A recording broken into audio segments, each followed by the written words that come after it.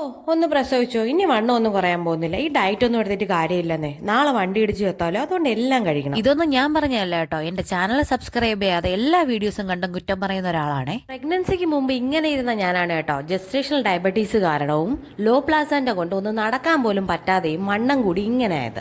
Weekly 6 ദിവസത്തെ വർക്കൗട്ടും ഡയറ്റും ആണ് കേട്ടോ ഇപ്പോഴത്തെ എന്റെ ഒരു ട്രാക്ക്. എനിക്ക് വിസിബിൾ ആയിട്ടുള്ള എന്തെങ്കിലും ചേഞ്ച് കണ്ടു കാണും കേട്ടോ. അതായിരിക്കും മുമ്പ് പറഞ്ഞ കമന്റ് എനിക്ക് കിട്ടിയത്. പോസ്റ്റ്മോർട്ടം വെയിറ്റ് ലോസ് ഇത്രയും കുറ്റകരം നീ ഇടയ്ക്കാണ് കേട്ടോ എനിക്ക് മനസ്സിലായത്. നമ്മുടെ ബോഡിയാണ് കേട്ടോ, പറയേണ്ടവർ പറഞ്ഞുകൊണ്ടേയിരിക്കും.